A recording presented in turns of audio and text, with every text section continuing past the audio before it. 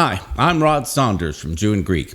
The other day, I saw this short video from Melissa Dougherty.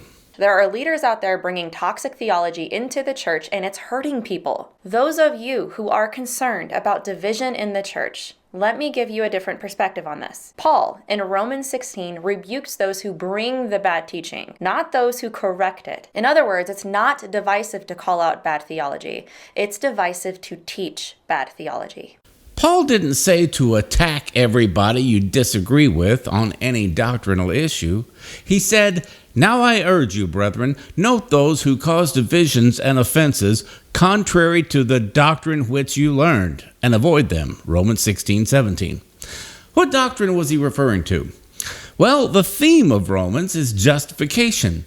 How we can be deemed righteous in God's eyes. And of course, Paul says that we're justified by grace through faith, and not by works. Therefore, by the deeds of the law, no flesh will be justified in his sight. For by the law is the knowledge of sin. But now the righteousness of God apart from the law is revealed, being witnessed by the law and the prophets. Even the righteousness of God through faith in Jesus Christ, to all and on all who believe.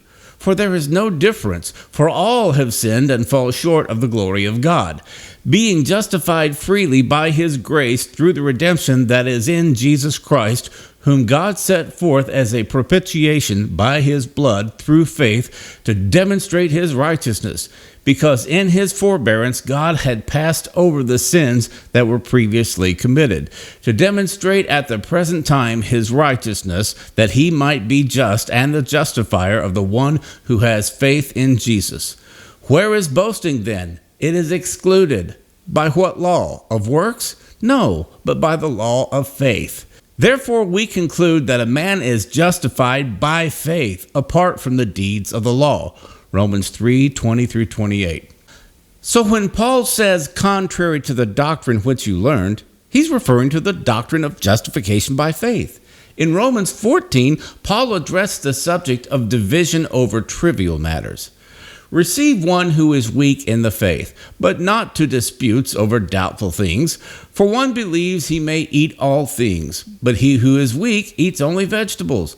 Let not him who eats despise him who does not eat, and let not him who does not eat judge him who eats, for God has received him.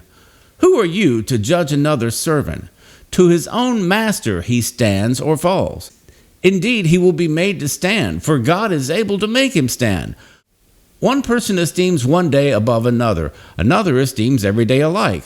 Let each be fully convinced in his own mind. He who observes the day observes it to the Lord, and he who does not observe the day, to the Lord he does not observe it. He who eats, eats to the Lord, for he gives God thanks. And he who does not eat, to the Lord he does not eat, and gives God thanks. For none of us lives to himself, and no one dies to himself. For if we live to the Lord, and if we die to the Lord. Therefore, whether we live or die, we are the Lord's. For to this end Christ died and rose and lived again, that he might be the Lord of both the dead and the living. But why do you judge your brother? Or why do you show contempt for your brother? For we shall all stand before the judgment seat of Christ. Romans 14:1-10. So we don't need to be attacking and judging each other over matters of lesser importance, but on the matters of the gospel and salvation, we need to make sure that we're united in our belief in the gospel of grace. We're saved by grace through faith in Jesus.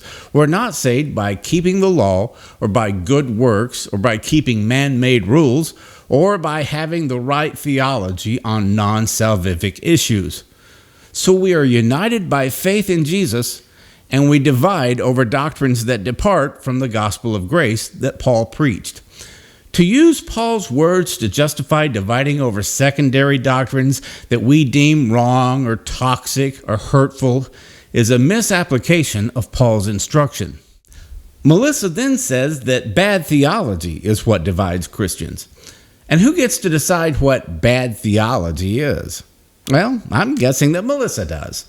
I mean, if you were to ask her that, she would probably deny it and say something like, "The Bible tells us." But of course, we all interpret the Bible differently on many issues. Some Calvinists believe in infant baptism, and some don't. Some Arminians are charismatic, and some aren't. Most Baptists believe in eternal security, but most Pentecostals don't. And then there's eschatology, a subject where evangelicals are all over the map. So again, who decides what bad theology is?